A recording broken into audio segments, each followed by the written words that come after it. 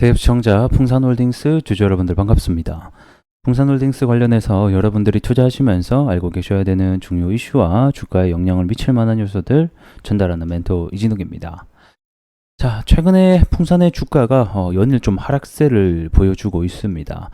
이러한 원인으로는 아무래도 구리 가격을 또 얘기 안 할 수가 없을 것 같은데 최근에 구리 선물 가격이 조정을 받고 있죠. 그래서 왜 조정을 받고 있는지에 대한 이유를 우리가 명확하게 알고 있어야지 전 좀 대응을 할 수 있다라고 생각이 듭니다. 그래서 오늘은 이런 리스크적인 부분을 좀 함께 얘기를 해볼까 합니다. 앞전 시간에도 그렇고 제가 이 구리에 대한 전망과 수요적인 측면에서 많이 말씀을 드렸었죠. 그래서 오늘은 주주분들에게는 먼저 죄송한 말씀이지만 오늘은 이런 리스크적인 부분을 함께 좀 다뤄볼 테니 집중하시면서 들어보시면 또 많은 도움이 되실 거라고 생각이 듭니다. 자, 그럼 바로 한번 들어가 보도록 하겠습니다. 자, 구리 가격 먼저 함께 보도록 하겠습니다.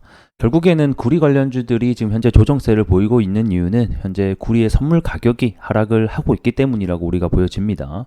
제가 앞전에 이 구리의 22년도 신고가를 넘어갔을 당시에 뭐라고 말씀드렸냐면 이 숏시키지 현상 때문에 주가가 단기적으로 현재 급등이 나오고 있다라고 설명드렸죠. 이렇게 신고가를 보통 달리다 보면 이제 위에 매물대가 없기 때문에 추가적으로 큰 상승이 나올 수 있을 거라는 기대감도 있지만 그만큼 바닥에서부터 단기간적으로 많이 올라왔기 때문에 이런 매도세 그리고 차익 매물에 대한 부분도 우리가 확인을 해봐야 된다라고 설명을 드렸습니다. 그래서 결국에는 이 구리 선물 가격의 하락으로 인해서 현재 구리들이 조정을 받고 있는데 그러면 이 구리 가격의 하락이 왜 나왔을까? 이 부분을 오늘 좀 하나하나 보도록 할게요. 자, 구리 가격의 하락의 원인은 몇 가지가 있는데 그 중에서 가장 문제가 되고 있는 것이 바로 이 구리 재고량의 문제입니다. 자, 구리 가격 같은 경우에는 AI 열풍 그리고 이어서 데이터 센터 그리고 전력 인프라 문제까지 대두가 되면서 그에 따른 이 구리 소재 이런 부분이 확산이 되면서 구리 가격 상승이 나왔었죠. 그리고 공급적인 측면으로 보게 되면 뭐 광산의 감산 소식들 그 다음에 중국 재련소의 감산 소식들이 합치게 되면서 이 가격을 한층 더 끌어올리게 되는 계기가 됐었습니다. 근데 이 구리 가격에 대한 이런 전망과 현재 이 데이터 사이에서의 뭔가 문제가 있다라는 거죠. 그 데이터 사이가 바로 이 구리 재고량입니다. 그래서 이 구리 가격이 현재 실제 수요 대비해서 크게 웃돌고 있다라는 건데 현재 상하이 선물 거래소의 구리 재고량에 따르게 되면 현재 29만 톤으로 집계가 됐습니다.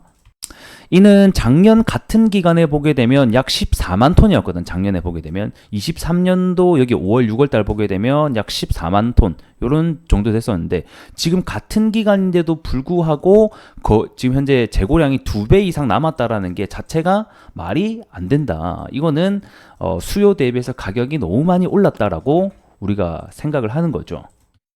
그래서 요게 이제 요 지표가 이제 LM이라고 해서 이제 런던 거래 지표고 요게 이제 상하이 거래 지표거든요. 근데 이제 둘 다 재고량이 작년도 같은 기간 대비해서는 확연하게 지금 현재 LME 같은 경우도 거의 2배 가량 정도 재고량이 남아 있는 상태고 현재 상하이 같은 경우에도 같은 기간 2배 정도 올라간 것을 봤을 때 이 재고량의 문제가 결국에는 수요 대비해서 가격이 너무 많이 올랐다라는 지표가 된다라는 거겠죠. 그리고 이제 두 번째 문제가 결국 재고에 대한 얘기가 될 것 같은데 이 계절적 감소세가 나타나지 않는다는 거예요. 원래 이 구리 같은 경우에는 2분기가 강하게 재고가 소진되는 시점이거든요. 그래서 옛날부터 보게 되면 이렇게 1분기가 이렇게 겨울에는 보통 이게 뭐 건설이나 뭐 이런 데 투자가 덜 이루어지다 보니까 재고량이 확 늘다가 봄부터 이게 소진이 된단 말이에요. 여름까지 쭉 이렇게. 그래서 보통 이러한 차트 모양을 내고 있는데 다 같은 비슷한 모양을 내고 있죠. 그런데 중요한 것은 이제 2분기가 이제 1분기도 끝났고 2분기가 시작되는 이런 시점에서도 이 재고량이 줄고 있지 않다라는 것 자체가 특이하다라는 겁니다. 자, 그러면 이런 AI 열풍과 전망 속에서도 왜 구리 재고량은 감소하지 않을까?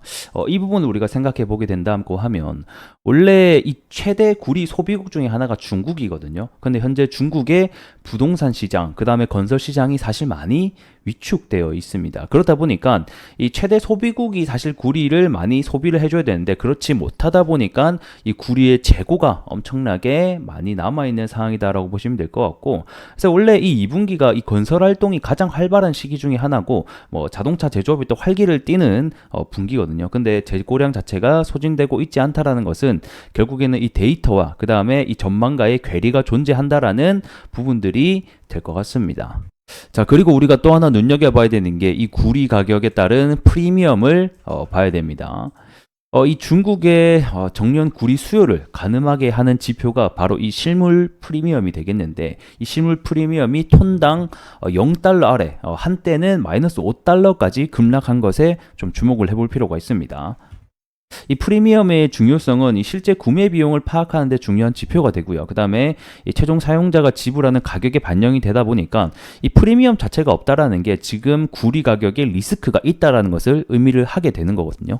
그래서 23년도 같은 기간에 봤을 때도 그래도 뭐 60달러 이런 식으로 톤당 프리미엄들이 붙었고, 22년도 원자재가 최고가로 급등했을 당시에는 100달러를 넘어가게 되는, 상회하게 되는까지 급등을 했었는데, 현재 이 구리 가격이 급등함에 따라서 프리미엄 자체가 0달러 마이너스까지 내려갔다라는 것은 확실히 리스크가 있다라는 반증이 되지 않나, 의미가 되지 않나, 이런 생각이 듭니다. 자, 그리고 이거 말고도 뭐 비상업 순 포지션에 대한 부분도 리스크도 있거든요. 그래서 이거는 제가 영상 길이가 길어지니만큼 다음 시간에 또 이어서 리스크적인 부분들이 또 뭐가 있는지도 하나하나 좀 살펴드릴 수 있도록 하겠습니다. 저는 사실 이 구리를 투자하고 계신 분들에게는 죄송하다는 말씀을 좀 드리고 싶은데, 뭐 리스크적인 부분도 분명히 저는 알아야 된다라고 우리가 생각을 합니다.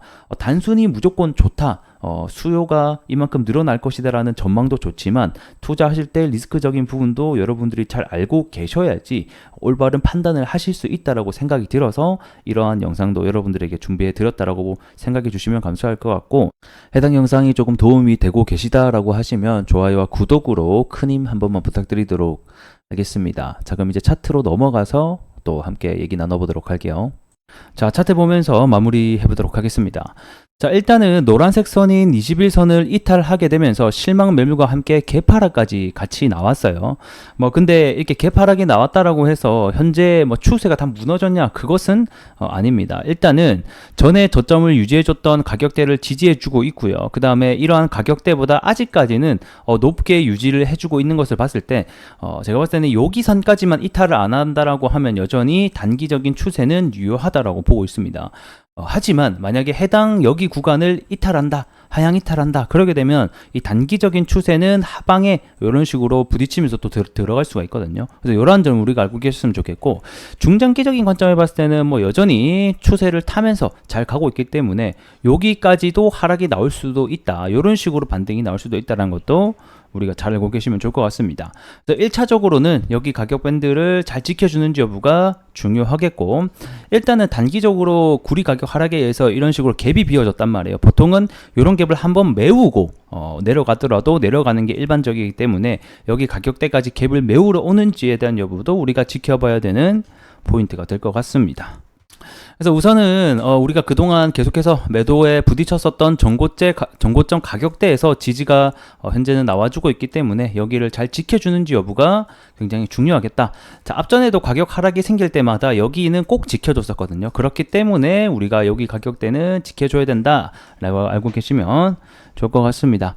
자, 오늘 영상은 여기서 마무리 해보도록 하겠고, 다음 시간에 더 나은 내용으로 여러분들께 인사드릴 수 있도록 하겠습니다. 고맙습니다.